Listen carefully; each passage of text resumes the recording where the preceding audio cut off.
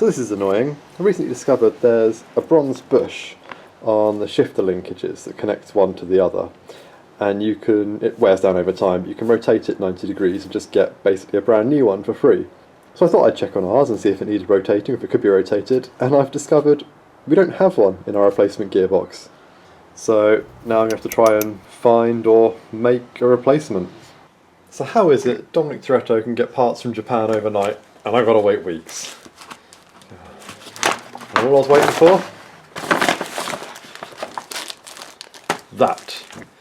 Small bushing for the gearbox. I also got this washer that was missing and couldn't find anywhere else, but it's mostly that I wanted. So let's see if I can get that installed. So in order to make my life a little easier, I've removed the starter motor, which was just there.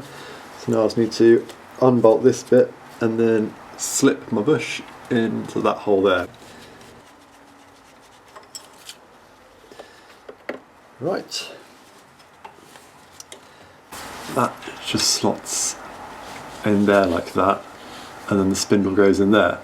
And what I was planning on doing was, these wear down over time, but because it's a square, you can just rotate it 90 degrees and you get a free one.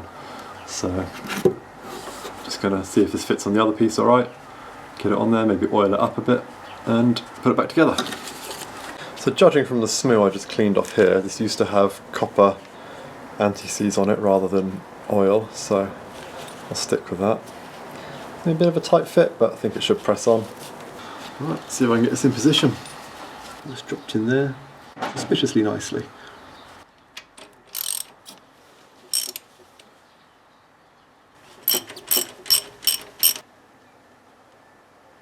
That has removed all the slop on this part of the gear change.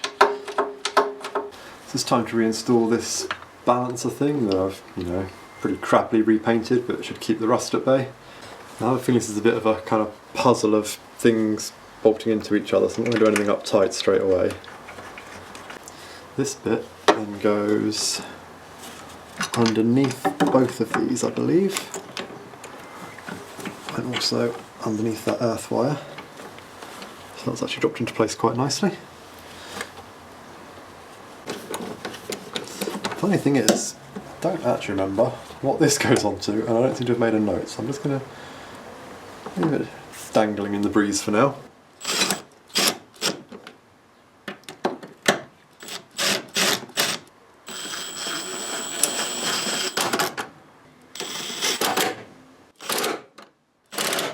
I think I've got this piece on backwards, and these two should align with those two. I'm going to turn this around and see if that works. Still remains the question, what bolts into this? Air intake stuff, maybe? We'll figure it out. So now I'll pass the detour of the gearbox bushing and this anti-vibration dampening plate thing. What I actually want to do is get all the coolant lines connected back up, fill the car with coolant, and see how many leaks there are. Problem is, some of these coolant lines block access to other things I haven't sorted out. For instance, these lines here restrict access to the gear linkages. And to put the gear linkages back onto the gearbox, I need the clutch slave cylinder to go back in, because that's what they mount to. And of course, that then begs the question, why the hell is the clutch slave cylinder not in the car? And the answer to that is, about a year ago, I noticed it was leaking and rebuilt it. And then I was going to put it back in the car and decided to prioritise getting the engine running. So it's been sat on a shelf for a year, and I hope it's not any worse for that. So back when I rebuilt the slave cylinder, I did actually film it, but what I didn't do was talk. I'd obviously decided I was going to do a voiceover, but never did. So here I am now, trying to do a voiceover a year later when I can't really remember what I was doing. So the first job is to get the old piston out. Now normally you'd use an air compressor to force some air down here, which would then force the cylinder out. Unfortunately, our borrowed air compressor had been reclaimed by its rightful owner, but I did come up with another plan which worked better than I expected it to. I used a bike pump, which had the same effect. I just had to manually pump the air in, which eventually forced the piston out.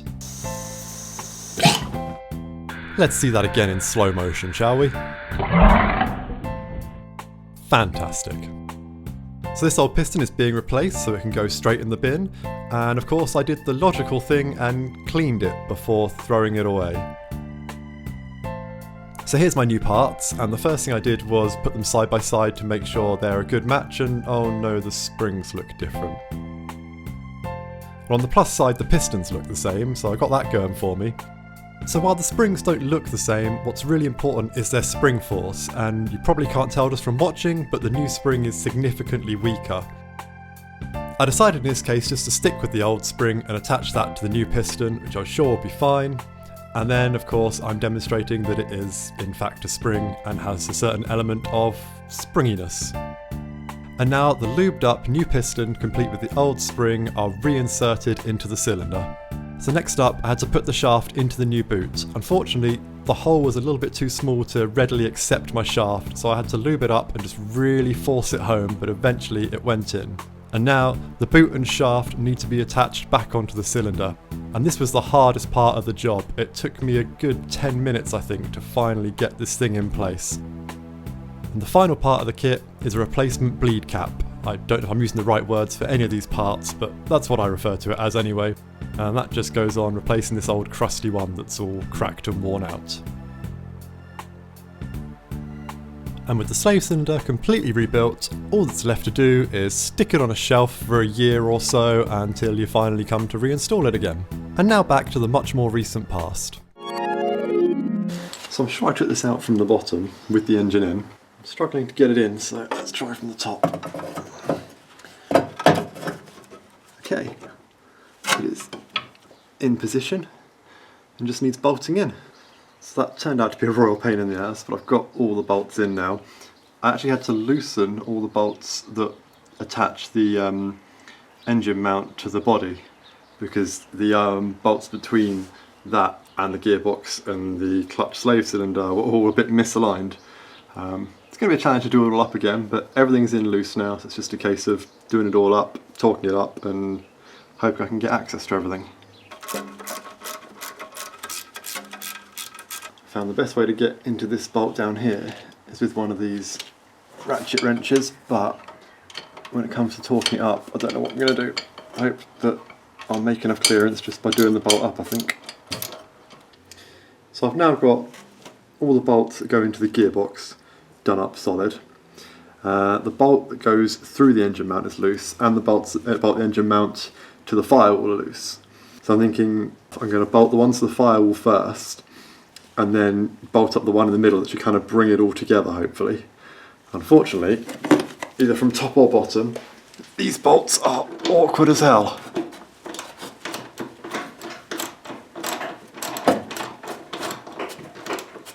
So I was able to torque up 3 of them from below, only this one over here I ended up having to do by guesswork with a breaker bar, but it's good and tight, it's going to hold, it'll be fine. So what's left to do now is just tighten up the bolt that goes through the actual engine mount, and that should bring it all together.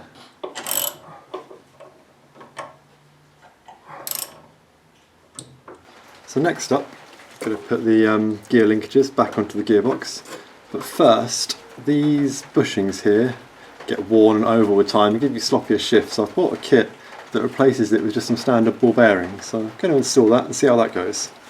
This kit seems pretty cool. It's MR2 specific. It was only like £10 on eBay.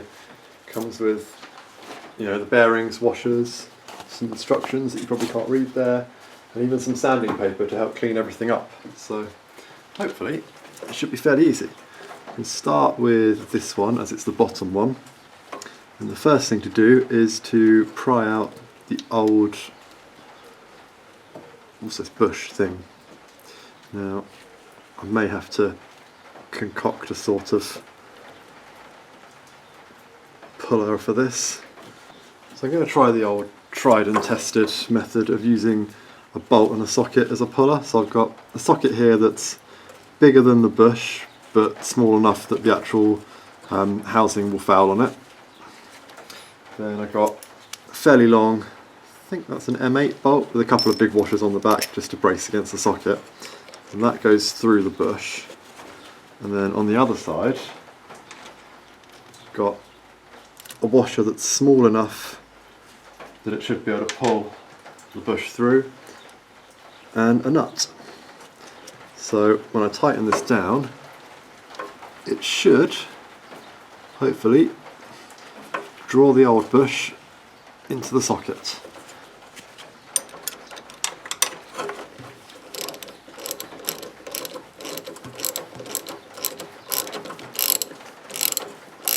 There we go. You see, it's pulling it through quite easily. Like, this is definitely easier than trying to force it through with a screwdriver. But that's probably enough just to... There we go. And that is one down. Another advantage of doing it this way is there's minimal distortion or damage to the bush. If I ever did decide I wanted to, for some reason, put these crappy rubber bushings back in, I could. So I'll just do the same on the other one. And there we go. Second one clear. I love this bolt and socket trick for pulling things out, particularly like bushings like this. Really useful. Now as for the kit itself, it's fairly simple. I mean, you've got two, I think it's just standard 608 size bearings, 4 of these larger washers, 8 of these smaller washers, and it comes with a couple of bits of emery paper just to clean everything up, which incidentally is what we're going to do next.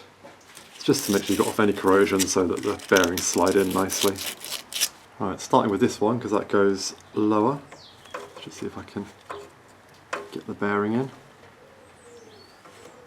Oh, that just dropped in perfectly. Is my bearing in place? Alright, let's see if I get the other bearing in place. Hopefully this one drops in nice and easily too. There we go. It starts with a small washer on the spindle. And a larger washer on the spindle.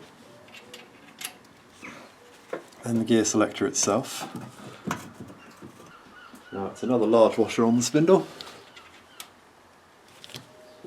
3 small washers. Now this is just to space it out up to the width of the original ones.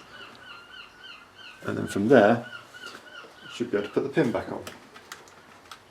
Hopefully. So let's see how this goes. There's the hole, that's a good start. Yep, pin is in and that is good and tight. I'm happy with that. So now for the other spindle, this one will be easier to see. So 1 small washer, 1 large washer, and now the actual linkage on. The other large washer, and finally 3 small washers to space it out. And if all's gone well, I should be able to get the clip back in. Yes. So for this one I found I only needed 3 of the small washers, not 4. I don't know why, but that's just what fit. And I also found it needed 2 of the small washers, then 1 big washer, then the linkage, then 1 big washer, then 1 small washer. So I guess I just wanted to sit in a slightly different place, but that is good and tight, there's no play in that at all. So the only thing left to do now for the gear linkages is get the little like retaining plates in here. And these are a bastard to get out, so they're probably going to be a bastard to get in. Right, so giving this a quick brush down and a coat of some copper grease. Maybe that should stop it getting too bad again in the future. No, I just need to try and get it back on there. It just seems to be going alright. Just going to have to give it a bit of a hammering. 1 down. Oh, that's a good start. There's only one thing left to do, and that is see if I can change gears. 1, 2, 3, 4, 5. So I really would have loved to have actually got all the hoses connected up and filled the system with coolant, but I think I actually got a fair bit done so far, so it's probably going to be the end of this video, and the next video will be the actual coolant fill and test and find leaks. So thanks for watching.